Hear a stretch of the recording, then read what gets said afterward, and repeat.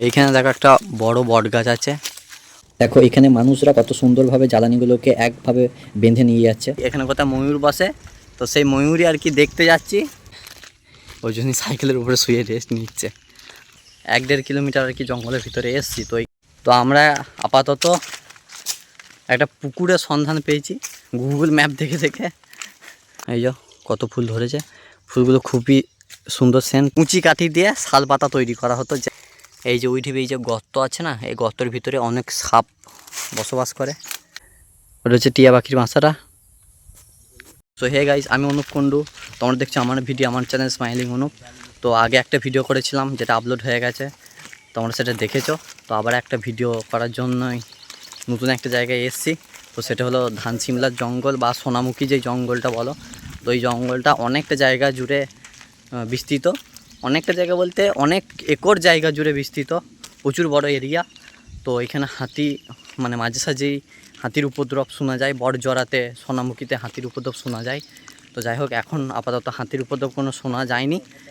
আর আমরা এখন যাচ্ছি ময়ূর দেখতে।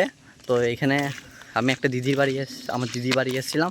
তো এইখানেতে ভাগনা বললো যে ময়ূর এক জায়গায় ময়ূর নামে, তো সেখানে ময়ূর দেখতে আর কি যাচ্ছি। তো দেখা যাক ময়ূর দেখতে পাই কিনা।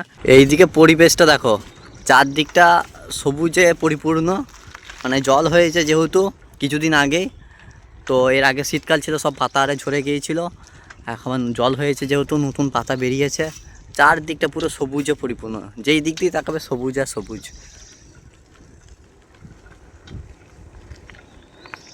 দেখতে খুবই সুন্দর লাগছে।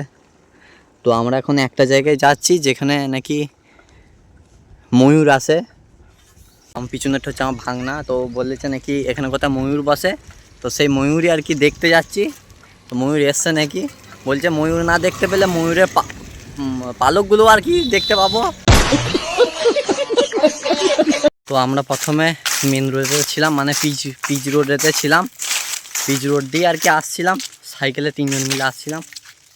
তো একটা কাকাকে জিজ্ঞেস করলাম, কাকা এখানে ময়ূর কোথায় দেখতে পাবো? বলছে ভাইপো দিনের বেলায় ময়ূর কি রাস্তায় দেখতে পাবে? তো সেই হিসেবে আমরা এখন জঙ্গলের ভিতর দিয়ে ঢুকেছি, মেন রোড ছেড়ে দিয়েছি, জঙ্গলের ভিতর দিয়ে এখন হেঁটে হেঁটে যাচ্ছি। ওই দিক দিয়ে ভাই যাচ্ছে সাইকেলটা নিয়ে গিয়ে। তো ওই দিকে গিয়ে নাকি একটা পুকুর আছে কোথায়, ম্যাপেতে গুগল ম্যাপেতে দেখলাম, ম্যাপে দেখাচ্ছে একটা পুকুর আছে। তো জানি না পুকুরে জল আছে নাকি। তো প্রচুর পিপাসা পেয়েছে, হাত মুখটা তো ধোয়া যাবে জলটা না খাওয়া গেলেও। শুধু ভয় লাগছে হাতির ভয়, বাই চান্স যদি হাতি বেরিয়ে পড়ে। হাতি নাম করতে ভাই আবার দাঁড়িয়ে পড়েছে। তো হাতির ভয়, যদি হাতি বেরিয়ে পড়ে তো চাপে পড়ে যাবো। এই দিকে 3টে রাস্তা কোন দিকে যাবি? ওই দিকের প্রাকৃতিক সৌন্দর্যটা যতটাই ভালো, এই দিকেরটা ততটাই খারাপ। এই কারণেই খারাপ, কারণ শীতকালে যেসব পাতাগুলো পড়েছিল গাছ থেকে ঝরে, তো সেই পাতাগুলোতে কেউ আগুন ধরিয়ে দিয়েছিল, যার মানে ওই আগুনের কারণে এই ছোটো ছোটো গাছগুলো আর কি আগুনের তাপে মানে আবার শুকিয়ে গেছে। তো আবার নতুন। তো আমরা মোটামুটি সোনামুখী জঙ্গলের মানে ওই যে আমরা ধানসিমলা থেকে এসেছিলাম, তো ওখান থেকে 1-1.5 কিলোমিটার আর কি জঙ্গলের ভিতরে এসেছি। তো এখানে একটা ক্যানেল টাইপের ছিল, তো এখানে দাঁড়িয়েছিলাম, রোদ গরম এমনি দাঁড়িয়েছিলাম। তো আবার যাচ্ছি আরও ভিতর দিক দিয়ে, কতটা যেতে হয় দেখি, কতটা গেলে ময়ূরের দেখা পাবো, মানে সেই জায়গাটার নাম কি। তো সেটাই তোমাদের সঙ্গে শেয়ার করব, তোমরা পুরো ভিডিওটা কন্টিনিউ দেখতে থাকো। দেখো এই যে জিনিসটা, এটা আমাদের গ্রামের দিকে তো এখন আর দেখাই যায় না, হয়তো আগেকার দিনে দেখা যেত, কিন্তু এই জঙ্গল থেকে কাঠ কুড়িয়ে নিয়ে যে উনুনে রান্না করাতে ব্যাপারটা একটা অন্যরকম দেখায়। আর ওইখানে ভাই সাইকেল নিয়ে নিজেই যাচ্ছে, ও একা একাই যাচ্ছে, ও সাইকেল চালিয়ে আলাপ হয়ে গেছে, ওই জন্যই সাইকেলের উপরে শুয়ে রেস্ট নিচ্ছে। আর এটা ভাঙনা, আর একে চারদিকটা দেখো সবুজে পরিপূর্ণ। ও উইয়ের ঢিবি আছে, এটা হচ্ছে উই ঢিবি, মানে ওখানে উই পোকা থাকে আর কি। তো উইয়ের ঢিবিতে কেউ ভুল করে হাত দাও না, কারণ অনেক সাপ আরে উইয়ের ঢিবিতে আর কি থাকে, বসবাস করে, উইয়ের ঢিবির মধ্যে ঢুকে পড়ে, অনেক বিষাক্ত জিনিসও থাকতে পারে, বিছা আরে। তো কেউ উইয়ের ঢিবির মধ্যে হাত দিও না। তো আমরা আপাতত একটা পুকুরের সন্ধান পেয়েছি গুগল ম্যাপ দেখে দেখে। তো এক জায়গায় সাইকেলটা রেখে এসেছি, 3 জন মিলে এসেছি, লাঠি ঠ্যাঙ্গা নিয়ে চলে এসছে। তো হাতিগুলো নাকি এখানে জল খায়, তো হাতির যে পটিটা, তো ওরকম সেম টাইপের আর কি ওখানে দেখতে পেলাম। তো এ থেকে বুঝতে পারলাম যে আপাতত এখানে হাতি আসে, কিন্তু এখনও কিছু দেখতে পাইনি। তো ওইদিকে একটা পুকুর আছে, ওইখানে একটা মেয়ে আর কি পুকুরের জলেতে হয়তো হাত পা ধুতে এসেছিলো। তো আমরা এখন ওই পুকুরেতেই নামবো বলে যাচ্ছি। এইখানে দেখো একটা বড় বট গাছ আছে, অনেক ঝুড়ি নেমেছে বট গাছটায় জঙ্গলের মাঝখানে। আর পুকুরটা জল শুকিয়ে গেছে। তো এইখানে মনে হয় যেন যে বিকেলবেলার দিকে হয়তো ময়ূর টয়ূর আসতেও পারে, এসে হয়তো জল টল খায়, কারণ সব প্রাণীদেরই তো জলটা তো প্রয়োজন। তো এখানে মনে হয় এসে জল টল খায়। এখানে ভাই যাচ্ছে, জল খেতে যাচ্ছে এখন লাঠি নিয়ে। ভাই দিকে তাকা। ভাই নাকি বলছে এটা হাতির পায়ের ছাপ, কিন্তু এগুলো গরুর পায়ের ছাপ, গরুর খুঁড়ের ছাপগুলো। তো এটা কি একটা ফুল গাছের সন্ধান পেয়েছি বলে আসছিলাম। তো সেন উঠছে, ওই জন্যই দাঁড়ালাম জঙ্গলের মধ্যে। এই দেখো কত ছোট ছোট ফুলগুলো, এই যো কত ফুল ধরেছে। ফুলগুলো খুবই সুন্দর সেন। তো এটা কি ফুল, মানে গাছটার কি নাম, তো জানলে কমেন্ট করে আমাকে জানিও। এটা কাঁটা আছে, কিন্তু বড় বড় কাঁটা আছে। এই যো এখানে আমরা এই সাইকেলটা মিলে 3 জন মিলে এসেছি, একজন ওইখানে বসেছে আর 2 জন আমরা এখানে বসেছি। এসেছি তো সাইকেলটা হাওয়া নাই, তো যেতে অসুবিধা হচ্ছে আমাদের। এই যে গাছগুলো দেখছো, এই বড় বড় গাছগুলো, এগুলো হচ্ছে শাল গাছ। আগেকার দিনে এই যে শাল পাতা পড়ে আছে, নিচে কত পড়ে আছে। তো এই কাঁচা পাতাগুলোকে, এগুলো তো শুকনো পাতা পড়ে আছে, এই কাঁচা পাতাগুলোকে একটা একটা করে ভেঙে নিয়ে যাওয়া হতো, বা এখনও নিয়ে যায় এই জঙ্গলের ধারে যাদের বাড়ি। তো এই পাতাগুলোকে নিয়ে যেয়ে একটা ফাঁকা সমান জায়গায় শুকানো হতো। তো শুকানোর পর একটা পাতার উপর আর একটা পাতা বসিয়ে গোল শেপ দেওয়া হতো। তো গোল শেপ দেওয়ার পর কুচি কাঠি দিয়ে শাল পাতা তৈরি করা হতো, যেই পাতাতে আগেকার দিনে মানুষের ভাত খেত, কিনতে পারে। তো এখনও খাই, কিন্তু এখন সোলার পাতা উঠে গেছে। আর এইখানে এইটা দেখো উই ঢিবি। তো তখন তো আমাদেরকে জুম করে দেখাইছিলাম উই ঢিবিটা, তো এখন কাছ থেকে দেখাচ্ছি। এই যে উই ঢিবি, এই যে গর্ত আছে না, এই গর্তের ভিতরে অনেক সাপ বসবাস করে। তো এগুলোকে কেউ ভাঙবেও না, এগুলো প্রাকৃতিক সৌন্দর্য, এখন কোথাও দেখতে পাওয়া যায় না, শুধুমাত্র এই জঙ্গলেই দেখতে পাওয়া যায়। বর্ষাকালেতে এই উই ঢিবির মধ্যে ছাতু হয়, যেই মাশরুম আমরা যেগুলো খাই, তো সেই ছাতু হয়। জঙ্গলে অনেক ছাতু পাওয়া যায়। তো সেই ছাতু তুলে, যেগুলো দুর্গা ছাতু বলে, মানে দুর্গা পুজোর সময় আর কি ছাতুটা হয়, তো সেগুলো দুর্গা ছাতু বলে। তো ওই ছাতুগুলো আর কি এই জঙ্গলেতেই আর কি পাওয়া যায়। এই দেখো এই শাল গাছের গোড়াতে উই ঢিবিটা হয়েছে, বড় পাড়া উই ঢিবি। আমাদের গ্রামে গঞ্জে তো এখন উই ঢিবি দেখতেই পাওয়া যায় না।